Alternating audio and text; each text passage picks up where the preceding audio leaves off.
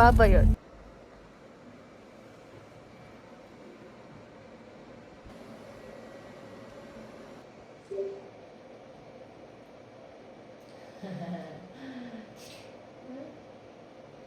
Зүлжээд гараад ирлээ. За өнөөдрийнхөө божоки өнөөдөр чинь 12 сарын 4. Манай хүнээр 12 сарын 4-нд төрнө гэж яаж ирсэн шүү дээ. Нөгөө сүүлийн хугацаанд 12 сарын 4 гэж гарч ирсэн баггүй юу? Тэгснээ 4-нд биш 7-нд төрж исэн. Өчигдөр угаасаа юу бичиж чадаагүй дээ. Талархал юм бичиж чадаагүй тийм. Өнөөдөр биччихээ. Д витамин авсан. Хүүгийн Д витамин дууссан. Д витамин өгч чадаагүй. Маргааш өрн Д витамин хүүд авах хэрэгтэй байна. Энийг дэлгөөн дээр оруулъя. Пировита болохоор өчигдөр уусан. Өнөөдөр уугаагүй байгаа. Гэхдээ одоо гэлгүүч. Яа. Хүүгээ цэцэрлэгт нь өгчөөд ороод ирлээ. Цаа чинь нилээ үйллээ. Багш нь бүр өмнө цэцэрлэгт явж исэн гэдэгтэй игээд бүр гайхтал нь л үйллээ. Бараг сар шахуу цэцэрлэгтээ яваагүй болохоор нилээн л үйллээ. Амар хүүгээ цэцэрлэгт явуулах юмсаа гэж бодож ирсэн. Яг явуулсныхан дараа жоохон гунигтэй, хөнгөн гунигтэй ганцаархан юм бодоод тэг маргааш явах хяналтанд орно л доо. Маргааш завгүй байна.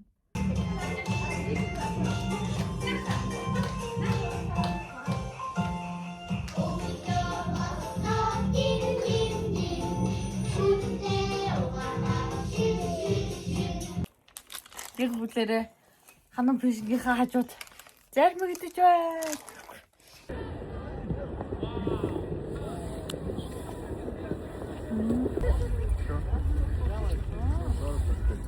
За хай. Маш олон бичлэгнүүдийн цуглуулгын ардаас энэ бичлэг явж байгаа байх гэж бодож ин. Тэгээд үүнийхээ төгсгөлд юу ярих гэж байна вэ гэхлээр сүүлийн хэдэн жил миний амьдрал яг хэрхэн болж өнгөрсөн бэ гэдэг талаар уг нь бол 2025 оныхоо дүгнэлтийг ярих гэж бодсон байхгүй юу.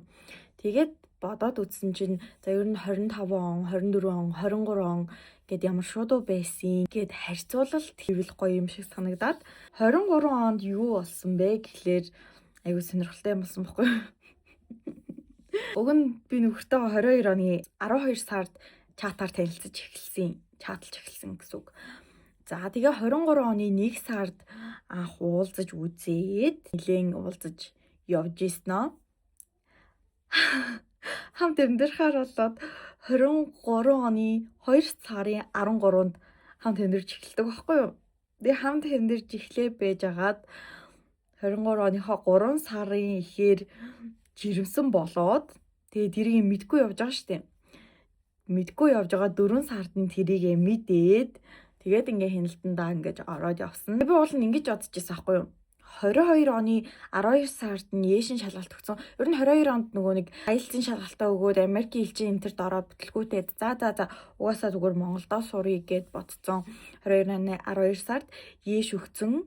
Сургалтынхаа төлбөрийг цуглуулна, ажил хиймээ гэл ингээл ажил хийж мий гэл ингээл явж ирсэн байхгүй юу? Тэгээд яг ингээ жирэмсэн болохынхаа өмнө ажил хийхээ болцсон. Тэгээд жирэмсэн болсон чинь ингээ цаанаасаа ингээд амар ингээд ядраад нозоороод ажил хийгээгүй. Тэгээд би Содко дээр бол ингээд айгүй тийм гэртээ амарсан, тайван, нэгдүгээрт анхны жирэмслэлтэй байлаа, хоёрдугаарт ингээл ер нь эрэгтэй хүүхд ирдэг юм уу, яд юм бөөмөд заа ер нь бол ингээл тайван, идэл, хөвдөл, тиймэрхүү байхтэл жирэмслэлтийнхаа үеийг өнгөрөөжсэн. Хамгийн анх бид хоёр нэг нийтийн байранд хамт амьдарч эхэлчихсэн. Тэгээд 9 сард нүүгээд Ярмаг руу нүүгээд Вивагийн байр руу нүүсэн баггүй юу? 9 сард нүгээд 12 сард нь хүүгээ төрүүлээд оны ихээр ингээд олцсон хүүхдүүд чинь ингээд тэгээ он дуусахаас өмнө ингээд төрчдөг ингээд тэр ондоо ингээд бүх юм ингээд болоод өрнөждөг аюу сонирхолтой заяа. Тэгэл тэр ондоо ингээд нөхөртэй ч болоо хүүхдтэй ч болоод тэгээд ингээд тэр он ингээд маш сонирхолтой төгссөн байдаг. 24 оны ер нь ихээр бол угаасаа шинхэн ээж болцсон. Хэцүү үедээ хэцүү, гоё үедээ гоё ингээд тиймэрхүү ингээл болоод өнгөрч исэн. Тэгээд маа нөхрийн ажил 7 хоногийн 5 өдөр ажилладаг байсан болохоор хагас бүтэн сайнд ингээл зоолттой юм үзэж хараал ингээд тэр үеэр ч нөгөө нэг номын баяр, машингийн өдөр, хүүхдийн баяр гэл ингээл зөндөө олон үйл ажиллагаа болдог. Яг тэр 7 хоногт 5 өдөр ажилладаг үеэр нь тийм юм болж исэн болохоор ингээл тэр бүгдийг ингээл алгасалгүй очоод ингээл бид гурав ч юм тэр үед машин хэрэгжихгүй байсан. Тэгээд машин хэрэггүй байсан ингээл автобусаар ингээл аялал зугаалал тэгээд 7 сар цодкоп дээр хальт хөдөө явж ирээд тэгээ маа нөхөр бас бид хоёрыг хөдөөнөөс ирж аваад 8 сард нь бас гуруулаа бас машин хэрэггүй заяа зүгээр вагонд суугаад Эрдэнэт явчихж байгаа байхгүй. Эрдэнэт явал найзууд дээрээ очиж мочвол ингээл ер нь л машин хэрэггүй байсан хэрнээл бүр амар ингэж ийшээ явж аялц зугаалдаг тийм 3 байсан. 24 оныг бол тэгж өнгөрөөсөн бид 3. Тэгээд 24 оныхоо 12 сард хүүгийнхаа төрсөн өдрийг тэмдэглэж мэмдэглээл. Тэгэл ер нь бол ингээл яг байсан байранда Вивада тэгээ гуруулаа ямар нэгэн бүл нэмээгүй. Тэгээд ингээд аялал зугаалсан ийм 50 жил өнгөрсөн 24 онд бол. За тэгсэн чинь 25 онд бол маш ихэн болсон. Сайхан ч юм болсон, муухай ч юм болсон заяа. За 25 оны 1 сард, за 1-2 сард заяа ер нь бол ингээд сэтгэл санаа амар докторгүй, нөхөртөөгөө байнга муудалцдаг. Тэгээд нөхөртөө уурлаад би цагаан сарын өмнөхөн хүүхдтэйгээ хоёлоо ингээд хөдөө явчихжсэн. Тэгээд баг ингээд салан малн ухааны юм бодоод заяа. Тэгээд ингээд хөдөө яваад тэгээд нөхөр маань цагаан сарын үеэр ирж бит хоёрыг аваад за гэртээ ирээд тэгээд ингээ хөөрхөн ингэж байж исэн чинь гинт манай тэр нөгөө нэг хороонд ажилладаг байсан найз ингээд тэгээ чи ингээ хороонд ажиллах уу юм хүн хэрэгтэй байгаа штэ чи ажиллаач нээдрээ гэд хань татаад тэгээд хүн маань ой 4 сар хүрч исэн болохоор цэцэрлэг олдвол хувийн цэцэрлэг гайгүй авчгаар цэцэрлэг олдвол ажилчдаг ч юм билүү хүүгээ цэцэрлэгт өгөөд гэж бодоод тэгээд тэр хавар маань нэлээ ер нь л олон хувийн цэцэрлэгтэй байхгүй юу яг ингээд хотгон дотор ойрхон вива дотор тэг ингээ хайж явж байгаад яг ажлынхаа хажууд яг ингээл гэрээс гараал жоохон явбал ажил тэг яг хажууд нь цэцэрлэг яг ийм байдаг гэсэн. Тэгээд тийм хувийн цэцэрлэгт хүүгээ өгөөд яг цалингийнхаа тал мөнгөөр ингээд хүүгээ тэр хувийн цэцэрлэгт сурахаар байсан. Тэгээд 4 сар, 5 сар, 6 сар ингээд энэ бүх хугацаанд ингээ хүүхдээ цэцэрлэгт нөгөө сургаал ажиллаа хийгээл за тэгээ ажилд орох бол бас мэдээж амар гоё байна. Хамт олонтой болно ингээл тэгээ гэртээ зүгээр суужсэн хүнд чинь амар гоё шин содон байгаа юм чи. Тэгээ мэдээж хажуугаар нь айгүйх ядарна яагаад гэвэл хүүгээ гөхүүлдэг байсан. Тэгээд манайх нөгөө нэг вива 5 давхар байсан болохоор 5 давхар руу ингээд дэшээ өгцөж бууна гэд ер нь бол амар их ядардаг байсан. Ажил маань ч гэсэндээ ер нь бол айгүйх ийш тийшээ алхахдаг. Ер нь бол өдөр зөндөө олон хүн орж ирж ингээд юм асуун тэгээд олон хүмүүст ингэж энерги ингээд зарцуулдаг болохоор би махбодны хувьд ч тэр оюун санааны хувьд ч тэр ингээд айгүйх ядардаг байсан. Тэгээд би чинь ерөнхийдөө бол жоохон ганцаараа байж өөрийгөө цэнгэлдэг төрлийн хүн болохоор ингээд хэд олон хүн за одоо ингээд хамт олон гэж бас олон хүндүүд ингээ бужигнж байгаа. Тэрэн дээрээс нэмээд гаднаас 40-40 хүмүүс орж ирээд тийм юмны мэдээлэл ингээ тгий бүртгүүлээ барий гэдэг ингээ зөндөө юм ингээ яадаг. Тэрэн дээрээс нэмээд заяа. Зарим тохиолдолд цэрэг татлах ч юм уу, өрхийн бүртгэлэн дээр явагдахаар ч юм ингээ айлуудаараа явах шаардлага гарна.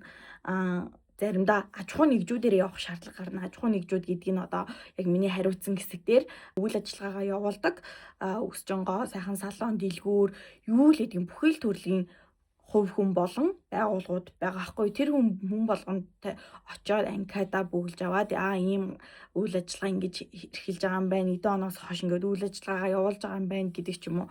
Тиймэрхүү юмнуудыг бүртгэж авдаг. Ийм амар ачаалттай ажил хийдэг байсан болохоор айгүйх ядардаг байсан. Гэхдээ л яах вэ? Гэртээ нөгөө нэг 23 оноос хойш жирэмсэн байхаасаа гэртээ суудсан хүнд бол айгүй гоё сонирхолтой дуршлага байсан. Тэгсэн чинь хүүгийн маань цэцэрлэг 7 сард ганц сар амрах болоод тэгээд 7 сар бол бас чангасан хүүгээ дагуулж би бол ажлаасаа гарчээ гэж бодсон чинь зүгээр яхаа хүүхдтэйгээ ингээ ажиллаж хаа гэд тэгээд хүүгээ дагуулж ажил дээр ингэж ажиллаад тэгээд айгүй ядардаг байсан. Юу ч хийхгүй ажил дээр ингээд хүүхдтэйгээ ингээд зурлаж байгаа болохоор надын гараас юу ч гарахгүй ойлгохтой юм хийж чадахгүй. Зүгээр л ингээд царайгаа харуулдаг л байсан. Тэгээд Тэгсэн хэрнээ хүүгээ ингээд дагуулад ингээд гэртээ биш зүгээр ингээд ажил дээр ингээд байгаад болохоор айгүй их ядардаг байсан. Тэгээ 8 сараас хүүгээ цэцэрлэгт өгөөд 8 сар дуустал ажиллаад тэгээд ажилласаа гарсан байгаа. Яагаад вэ гэхлээр жирэмсэн болсон. 7 сард нь жирэмсэн болсон. 7 сарын ихээр жирэмсэн болсон юм билээ. Тэгээд тэрийгээ 7 сарын сүүлээр ч юм уу 8 сарын ихээр мэдээд тэгээд ер нь хорлон морлог айгүйх байгаад тэг стрессээр бүр улам бүр хордлого өгөөд тэгээ миний ажил бүр амар стресстэй. Тэгэхэд ингээд ажлын хүмүүсийн ингээд ааш аврыг тисэн дэвчин гэдэг ийм хэцүү асуудлууд тулгарсан учраас ажлаасаа гарах шаардлагатай болсон. Тэрнээс өмнө 7 сард бас их юм болсон юм байна. 10 хэд хоног шахуу одоо ингээд наадмын амралт гэдээ амарж байгаа штэ. Тэр үеэр хөдөө явсан. Тэр яг хөдөө явахынхаа өмнөхөн Viva-гасаа нүй гэдэг шийдвэр гаргаад ерөнхийдөө бол би өөрөө айгу том толгойтой зүгээр л би ингээд за ингээд нүүхэн зүгээр юм байна. Ингээд арай л өндөр төлбөр төлөөд байна. Уул нь ингээд зүгээр нэг өрөө байрны дундаж үнээс бол хамаагүй хэмд төлбөр төлдөг л байсан л та. Гэтэл арай жоохон хэмнэх боломжтой юм шиг санагдаад хашаа байшин амьдрий гэдэг шийдвэр гаргаад тэгээд Viva-гийн байрнаасаа нүүл гэж хамаг юмнууд авчиж орхичвол тэгээ шууд хөдөө явцсан заяа. Тэгээ хөдөө нөхөртөөгөө хүүхдээ гуруулаа очоод амраад гээл сайхан гол усны чимээ сонсоол голын ирэг дээр хүүгээ тоглуулаад айгу гоё байсан. Амраад ямар санагдаад исэн заяа. 10 хоног амар богинохон санагцсан. Тэгээ хотод ирээд 8 сард нь үгээ цэцэрлэгт өнгөө ажиллаж агаад ажилласаа гараад тэгээ бас ёо ингээд яг ярихыг хүсэхгүй юмн дээр ингээд ирэхээр ингээд аяа гацаад байдаг байхгүй юу. Тэгээд нэг ингээд таньдаг хүний ажилуулдаг ажилд мөнхөв дээр хоёулаа ингээд ажиллахаар болоод тэгээд ингээд ажилдаг ингээд байсан чинь айгүй хол ахгүй юу. Ярамгаас амар ингээд хол ингээд яваад ахаар ингээд нэгдүгээр бензин цалиар хоёрдугаарт ингээд ажилдаа цагтаа очиж чадахгүй гэдэг ч юм уу. Ингээд зөндөө асуудлууд гарч исэн.